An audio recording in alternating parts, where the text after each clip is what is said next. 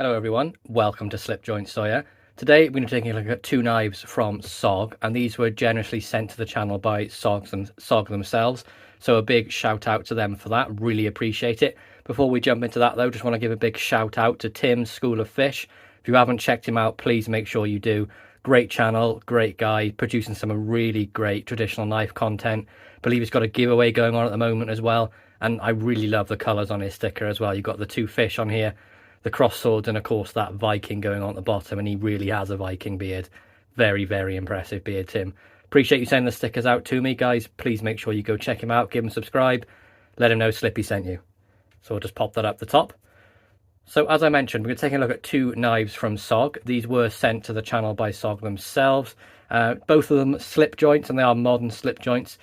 Two sort of variations of the same model. So we're going to be looking at the Scout slip joint in the OD green stonewash, and as well as that the other Stout slip joint, and that is the Cleaver blade, of course, with the OD green and the stonewash as well. So the model number for these is SOG 16030657, and then this one being the normal sort of clip point blade is 16030157 as well. Very sort of nicely resented box, just a nice matte black finish with the SOG logo on there. We do have the designed by SOG in Seattle, and then we have the lifetime warranty. Really sort of straightforward box. You do have that cancer and reproductive harm warning, and it just comes in very simple on the inside. The knife's just sort of clipped in there, but it comes to you really safely. You haven't got to worry about the knife going to be damaged on the way to you, and it's presented pretty well in that box as well. So we'll just grab the knives. So here they are. We have the clip point and the cleaver. So we'll start with the cleaver. I really do prefer the clip point in this sort of situation, and I'll go through the bits and pieces why I prefer each, but we'll take a full look round at the specs. So here it is. This is the cleaver. This is the Stout slip joint, and we have a sort of close length on this of right about, where are we looking, 1, 2, 3 3¾ and we have that really sort of great OD green G10 handles on here as well, and we do have T6 hardware all over. You can see there front and back. We have a lanyard tube on there as well with this really nice deep carry pocket clip, and it is very deep carry. It comes over the edge. The screws are recessed, of course it's underneath the scale, something I really like to see with a pocket clip on a modern knife. Really strong retention on there as well, so there's no chance this is going to fall out of your pocket, and it being such a deep carry clip, you're not going to see anything in the pocket. It's literally going to be that out the top, which I think is fantastic for a deep carry clip. So you can see we have SOG on the blade there as well, and the Stout SJ, and it's it's kind of a nail nick, but it's more like a modernized nail nick. It's like a nail groove on the front and the back, so of course it is ambidextrous. And as well as that, you can put the pocket clip on the front or the back for left and right hand carry. We do have a stonewashed back spacer here and stonewashed liners. You can see the stop pin on the back there, and of course this is the slip joint using the sort of the double detent method. Very strong on the double detent though, it's absolutely exceptional. So we'll take a look at the blade. So here it is, the cleaver, sort of rounded on the edge. A nice sort of high grind on there. Something I do quite like on this blade is the high grind, and it is scary sharp out of the box. This does have the CRYO D2, and this is made in China. Do like there is a point on the tip as well, and we do have that forward finger choil on there where you can really choke up to the blade, and it is really comfortable in the hand. I will say that if you choke up, you do have this jimping on the top here. You can really rest your thumb on there. It's not too aggressive, but aggressive enough that I can really squeeze down on that, and I can feel my finger not sliding forward at all. And of course with that forward finger choil, you don't have to worry about the blade closing on you. There's literally no chance with your finger in there. You could use it back here, and even so then, you know, there's enough room there for you not to get yourself cut. So the blade length, we're looking on the cleaver from tip to tang. See if I can get that about right. We have 1, 2, just shy of 2.5, so say 2.4 inches on the cutting edge. So a very UK legal knife. And of course, no half stopper to that double detent, and it's just a nice Nice smooth action as well, I must say, and it's got a good lockup. If you listen to that, with that bar sort of falls down into that little groove there and just sits on the edge of this, on that little cutout in there, and stops it closing on you. Really great. I mean, the quality of this knife is absolutely fantastic. It's D2, and if you guys are familiar with my channel, you know I love a D2 knife.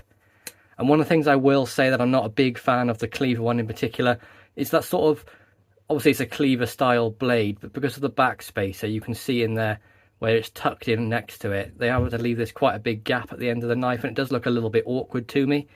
Understandable why it's there, I get it, but it just feels like a bit like a wasted real estate, and ideally they could have either ended the knife there or made the blade that little bit longer and sort of done something a bit different with the back spacer. Maybe they could have just used two of the poles instead of this full massive back spacer, but that's what they went for. So there we go, that is the Cleaver. And then my favourite of the two being the clip point version. Identical handle length, you have exactly the same of that sort of 3 3¾ yep, 3 3/4 length, exactly the same construction, the T6 hardware over, the lanyard tube, that wonderful deep carry pocket clip that I talked about on the Cleaver one as well. And slightly different nail neck on this one, does have this sort of groove here where you can sort of thumb roll it open, you can pinch it open, whichever you prefer to do really. For me, I sort of grab it like this for the clip and just roll it open. And there we go, you can see that wonderful stone washed or tumbled finish on the blade with the SOG Stout SJ on there as well. And then we have the CRYO D2 on the back. And I really like this sort of, it's advertised as a clip point, but it almost looks like an actual spear. You see where they've done the swedging up here. It's not sharp on the top, it's flat. But they've done it in such a way that it looks like the end of a spear, and I really do like that. You see again, razor sharp out of the box, like crazy sharp. Nice smooth action as well, same as on the Cleaver. And that really affirmative lockup, and it really does take a decent amount of strength to break that. So I would have no issue putting this to use, especially with that forward finger choil. It's like the perfect size for my hand. I can't really feel any hot spots. Can slightly feel the edge of the clip, but not to the point where I'd say it's a hot spot, as it's at the back of my hand right back here. And I just really like the shape of this clip point blade on here. I think it's something sort of unique they've done. Rather than doing the cutout, they've just sort of like inset it in here, and a really sharp point on there as well. And what is slightly different is the blade length, mainly because this is a clip point, it fits a little bit better into the handle. So the main blade length of the clip point, we're looking at 1 to 2.75 just about for the clip point length, but with a cutting edge of just under 2.5. So you do get that little bit extra of blade length. If I put them side by side, you can sort of see the comparison of the blade length. So we'll line that one up here and then line this one up here. So you can see you do get that maybe what, like 0.3 of an inch, a little bit more on the clip point, but the cutting edge I'd imagine is pretty similar, since this one's upswept and this one's straight. Just a final sort of walk around this knife. I've really been enjoying using this. I've used this quite a lot since they sent it to me. I wanted to make sure I got a bit of use out of them both, just so I got a bit of a feel for the knives, and just really like the walk and talk on these. But back to what I was saying about the bit of the awkward bit at the back here. If you see, there is a bit of a gap, and then when you close the sort of the clip point one, you can see that it does go pretty much right to the end in there. It's sort of my preference. It fills out the handle a little bit more, and I just think that's a bit better aesthetically for me. So there we go, guys. That's my sort of review of the SOG Stout slip joint. Both of these in the OD green, stonewash finish on the blades, and the CRYO D2. Really hope you enjoyed this video. Please be sure to like, subscribe, and ring those bell for notifications. Hope to catch you here again. Peace out.